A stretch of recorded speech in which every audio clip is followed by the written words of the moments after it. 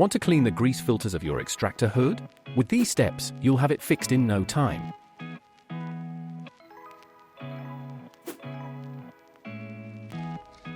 What do you need? Detergent liquid and a grease filter. Step 1. Remove the grease filters. To loosen the grease filter, lower it and then remove it.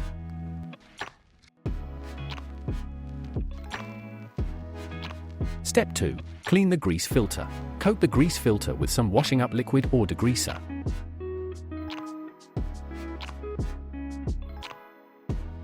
Let this soak in for 10 to 20 minutes. Then rinse the filters with hot water and a dishwashing brush and dry them.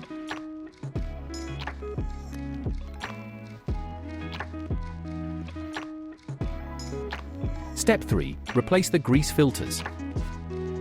Put the grease filter back in place and snap it in place.